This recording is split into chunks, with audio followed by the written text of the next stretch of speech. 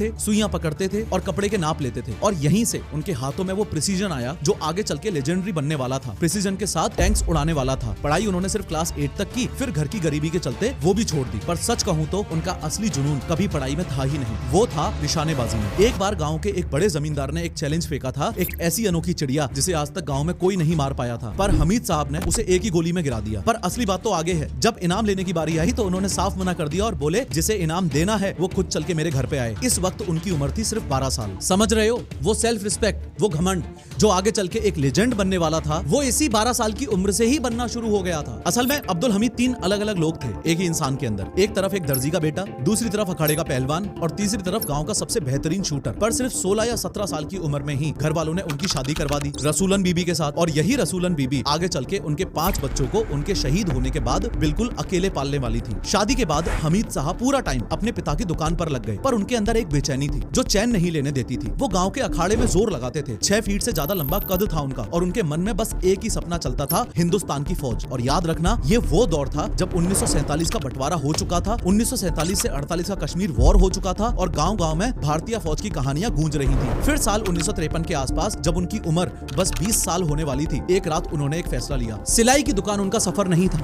उनका सफर था हिंदुस्तान की फौज। 27 दिसंबर 1954 वाराणसी के आर्मी रिक्रूटमेंट कैंप में हामिद साहब खड़े हैं। फिजिकल जांच, इंटरव्यू, सब कुछ एक के बाद एक पास करते चले गए और फिर उन्हें असाइन किया गया आर्मी के सबसे पुराने रेजिमेंट्स में से एक, द ग्रेनेडियर्स। वही ग्रेनेडियर्स जो 1778 से चला आ रहा है। ट्रेनिंग हुई राजस्थान के नसीराबाद में और जैसे ही उन्होंने पहली बार ली एनफील्ड राइफल अपने हाथ में ली, उनके बचपन वाला गोली का उस्ताद इंस्टिंक्ट फिर से जाग उठा। ट्रेनिंग में वो एक बेहतरीन निशानेबाज बन गए। फिर 1955 में ट्रेनिंग पूरी होने के बाद उन्हें पोस्ट किया गया 4 ग्रेनेडियर्स बटालियन में। वही 4 ग्रेनेडियर्स जो 1965 में चीमा के ठीक साउथ में मौत से लड़ने वाली थी। और फिर कुछ सालों बाद उनकी पोस्टिंग हुई एक बहुत खास प्लाटून में, रिकॉइललेस राइफल प्लाटून, मतलब टैंक तोड़ हथियार चलाने वाला ग्रुप। और यहीं से हामिद साहब की किस्मत ने एक बड़ा मोड़ लिया। उन्हें मिली 106 mm की एक RCL गन, लगभग 209 किलो का एक टैंक तोड़ हथियार और एक जीप जिस पर यह गन माउंटेड थी। बस यही, एक RCL गन, एक जीप और उसको चलाने वाला एक दर्जी का बेटा। यही 3 आगे चल के 1965 में पाकिस्तान के पैटर्न टैंकों से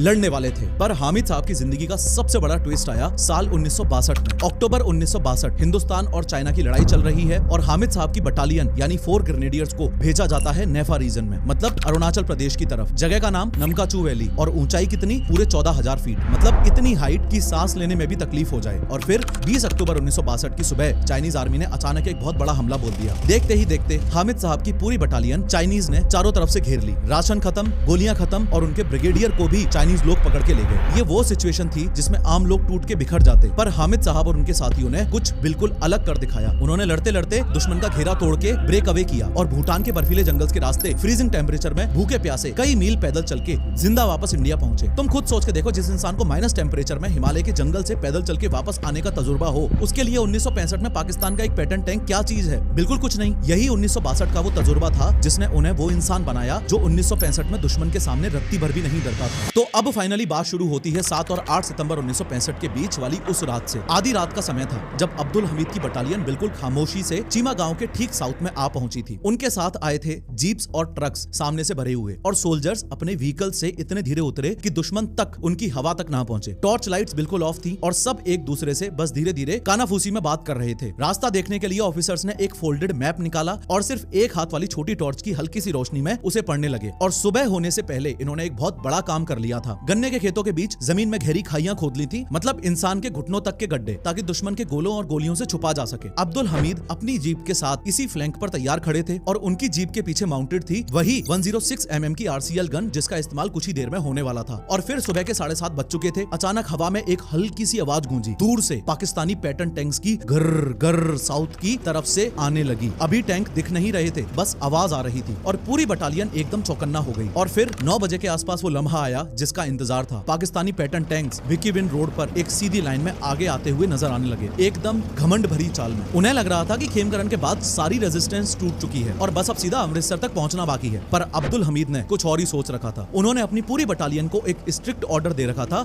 कि फायर बिल्कुल भी मत करना जब तक मैं खुद इशारा ना करूं। और टैंक्स आते गए, आते ही गए और पास। और जब पहला पैटर्न टैंक अब्दुल हमीद से सिर्फ 30 यार्ड्स दूर रह गया, यानी लगभग 27 मीटर, कर इतना पास की टैंक का ड्राइवर शायद अब्दुल हमीद को देख भी ले। ठीक इसी पॉइंट पर अब्दुल हमीद ने आरसीएल गन का ट्रिगर दबाया। बूम, गोला सीधा टैंक के आर्मर में घुस गया। टर्रेट हवा में उछला, अंदर से ब्लैक स्मोक निकला और पूरा टैंक आग की लपटों में आ गया। पीछे आ रहे दो टैंक्स में जो पाकिस्तानी क्रू थे वो तो अपने टैंक्स छोड़ के डर के मारे पीछे भाग गए। मतलब अब्दुल हमीद का पहला किल हो चुका था और दो टैंक्स दुश्मन ने बिना लड़े ही छोड़ दिए। अब दुश्मन को भी समझ आ गया था कि ये कोई सीधा साधा रास्ता नहीं है। उनके कई टैंक्स उड़ चुके थे। तो 11:30 बजे पाकिस्तानीज ने आर्टिलरी शेलिंग शुरू कर दी। दूर से तोप खाने के गोले बरसाने लगे और चीमा एरिया की पूरी जमीन हिला के रख दी। शेलिंग खत्म होते ही एक और आर्मर्ड अटैक आया, पर अब्दुल हमीद अपनी फ्लैंक पोजीशन से हिले तक नहीं और उन्होंने एक और पैटर्न टैंक अपनी आरसीएल गन से उड़ा दिया। पर 8 सितंबर का सबसे दिलचस्प मूवमेंट आया इस सबके कुछ देर बाद। एक ऐसा मूवमेंट जो आज भी बैटल की कहानियों में हमीद की शैतानी इंटेलिजेंस के नाम से मशहूर है। हुआ कुछ यूं कि एक पाकिस्तानी टैंक कमांडर ने अपने टैंक का हैच खोला, नीचे उतरा और चलते चलते सीधा अब्दुल हमीद के पास आ गया। उसने शायद सोच लिया था कि ये गन्ने के खेत में खड़ा कोई गांव का आम आदमी है, क्योंकि अब्दुल हमीद की यूनिफॉर्म गन्ने के बीच छुपी हुई थी। और उसने बिल्कुल मासूमियत से अब्दुल हमीद से असल उत्तर और भिक्की विंड का रास्ता पूछा और अब्दुल हमीद ने बड़े ही शांत तरीके से उसे रास्ता भी बता दिया, बिल्कुल वैसे जैसे कोई गांव का आदमी बताए। कमांडर अपना जवाब लेके वापस मुड़ गया अपने टैंक की तरफ, पर जैसे ही वो अपने टैंक के पास पहुंचा अब्दुल हमीद ने उसी टैंक को आरसीएल गन से उड़ा दिया। मतलब दुश्मन का अपना commander he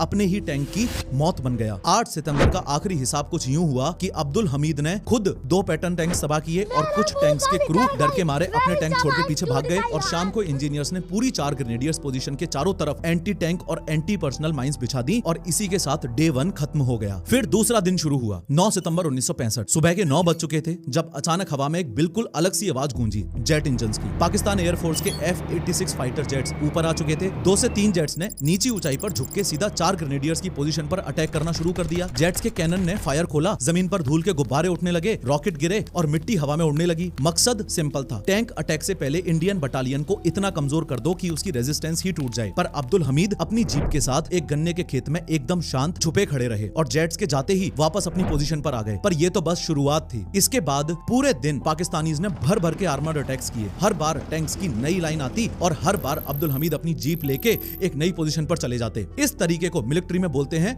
shoot and scoot. मतलब एक जगह से गोला मारो और फौरन जीप भगा के दूसरी जगह ले जाओ, फिर वहां से मारो और फिर वहां से तीसरी जगह ले जाओ। और इस दिन शाम तक अब्दुल हमीद ने 2 और पैटर्न टैंक्स उड़ा दिए। मतलब 9 सितंबर के एंड तक उनके खाते में टोटल 4 पैटर्न टैंक्स के किल्स आ चुके थे और पूरी 4 ग्रेनेडियर्स बटालियन ने मिलके कई और पैटर्न टैंक्स या तो तबाह किए या उन्हें छोड़ने पर मजबूर कर दिया। अब पाकिस्तान को भी समझ आने लगा था कि कुछ तो बहुत गलत हो रहा है, पर उन्हें अभी तक सबसे बड़ा झटका मिलना बाकी था, क्योंकि इस रात यानी 9 सितंबर की रात को वो ट्रैप अपना आखिरी रूप ले रहा था, जिसकी बात मैंने तुम्हें पहले बताई थी। इंडियन इंजीनियर्स ने नहर का सारा पानी इन गन्ने के खेतों में छोड़ दिया और सुबह होने तक ये सारे हरे भरे खेत एक ऐसे दलदल में बदल चुके थे जो 46 टन के पैटर्न टैंक को निगलने के लिए तैयार थे। ट्रैप अब पूरी तरह तैयार था। और फिर आया वो तीसरा दिन जिसका तुम शुरू से इंतजार कर रहे हो, पर दिल में ये भी चाहते हो कि काश ये दिन आता ही नहीं। 10 सितंबर 1965 अब्दुल हमीद की जिंदगी का आखिरी दिन। पर सबसे दुखद बात ये थी कि खुद उन्हें इस बात का जरा भी अंदाजा नहीं था कि आज उनका आखिरी दिन है। सुबह उठे, वजू किया, नमाज पढ़ी, अपने साथियों से कुछ बातें की, अपनी आरसीएल गन का मेंटेनेंस चेक किया, जीप का फ्यूल देखा और वापस अपनी पोजीशन पर आ गए। और फिर ठीक 8 बजे पाकिस्तान ने वो किया जिसका सबको इंतजार था। उन्होंने पैटर्न टैंक्स का एक पूरा रेजिमेंट ही अटैक में उतार दिया। कई पैटर्न टैंक्स एक साथ चीमा गांव की तरफ बढ़ने लगे, भिक्की विंड रोड पर एक सीधी लाइन में। और इनसे पहले हुई ऐसी हैवी आर्टिलरी शेलिंग जैसी इस पूरी लड़ाई में पहले कभी नहीं हुई थी। एक युद्ध के इतिहासकार ने बाद में लिखा था, a shell littered every yard of ground. मतलब जमीन के हर एक गज पर एक एक शेल गिर रहा था, मिट्टी हवा में उछल रही थी, बारूद का धुआं पूरे मैदान पर छा गया था और इंडियन सोल्जर्स अपनी ट्रेंचेस में डूब गए। और सिर्फ 1 घंटे के अंदर यानी 9 बजे तक पाकिस्तानी टैंक्स ने 4 ग्रेनेडियर्स की फॉरवर्ड डिफेंसिव लाइन क्रॉस कर दी थी। सिचुएशन एकदम नाजुक थी। अगर कुछ भी नहीं हुआ तो भिक्की विंड और अमृतसर का रास्ता खुल जाएगा और पाकिस्तान का पूरा प्लान काम कर जाएगा। अब्दुल हमीद ने पहले एक नजर डाली अपने क्रू पर, फिर अपनी आरसीएल गन पर और आखिर में आगे बढ़ते हुए उन पाकिस्तानी टैंक्स पर। और फिर एकदम शांत आवाज में अपने ड्राइवर से बोले, चलो भाई फ्लैंक पे लेके चलो। जीप धूल के गुब्बारे उड़ाती हुई चल पड़ी और एक ऐसी फ्लैंकिंग पोजीशन पर जा पहुंची जहां से पाकिस्तानी टैंक्स का साइड आर्मर सीधा सामने दिख रहा था। और यहाँ एक बात साइंस की समझ लो, टैंक का फ्रंट आर्मर मोटे मोटे स्टील का होता है जिस पर गोली आके बाउंस हो जाती है, पर टैंक का साइड आर्मर पतला होता है और अब्दुल हमीद को मारना था ठीक इसी कमजोर जगह पर। और कुछ ही देर में अब्दुल हमीद ने इस दिन का अपना पहला शॉट दागा। बूम, लीडिंग पैटर्न टैंक्स का टर्रेट हवा में उछला और एक फायर बॉल निकला। पर अब्दुल हमीद अच्छे से जानते थे कि इस आरसीएल गन का बैक ब्लास्ट उनकी पोजीशन खोल देता है। सामने से एक चमकती लकीर निकलती है और पीछे से एक नारंगी आग का गोला। मतलब दुश्मन को उनकी एग्जैक्ट लोकेशन एक पल में पता चल जाती है। इसलिए फौरन उन्होंने ड्राइवर को हाथ से इशारा किया, जीप रिवर्स हुई और 50 से 100 मीटर दूर एक दूसरे गन्ने के पैच में छुप गई। आरसीएल गन को फिर से रिलोड किया गया और थोड़ी ही देर में दूसरा पैटर्न टैंक भी धुएं के गोले में बदल गया। इस दिन के अब्दुल हमीद के 2 कंफर्म्ड किल्स हो चुके थे। पर दूसरी तरफ पाकिस्तानी टैंक क्रूज भी सो नहीं रहे थे। उन्होंने अब्दुल हमीद का पूरा पैटर्न समझ लिया था। एक शॉट, फिर बैक ब्लास्ट, फिर पोजीशन चेंज और फिर एक नई जगह से अटैक। इसलिए उन्होंने एक साथ अब्दुल हमीद की अंदाजन पोजीशन पे फायर झोंक दिया। कई सारे पैटर्न अपनी 90 mm गन्स और मशीन गन्स के साथ एक साथ ताबड़तोड़ गोले बरसाने लगे। जीप पाकिस्तानी गोलियों से बाल बाल बच रही थी। गन्ने के खेत बैक ब्लास्ट और एक्सप्लोजन से जल रहे थे और अब्दुल हमीद के छुपने का जो कैमोफ्लेज था वो अब खत्म होता जा रहा था। और फिर अब्दुल हमीद ने एक बहुत बड़ा फैसला लिया, एक ऐसा फैसला जो दिखाता है कि ये इंसान कितने बड़े हीरो थे। उन्होंने अपने क्रू को यानी अपने ड्राइवर और लीडर को कवर लेने का ऑर्डर दे दिया। दोनों जीप से उतरे और पास की खाइयों में छुप गए और अब अब्दुल हमीद अपनी जीप पर बिल्कुल अकेले रह गए थे। आमतौर पर एक आरसीएल गन 3 लोगों की टीम चलाती है, एक गनर, एक लोडर और एक ड्राइवर। पर अब अब्दुल हमीद खुद गनर थे, खुद लोडर थे और खुद ही कमांडर थे। और कुछ ही देर बाद उन्होंने बिल्कुल अकेले अपनी आरसीएल गन लोड की, एम किया, फायर किया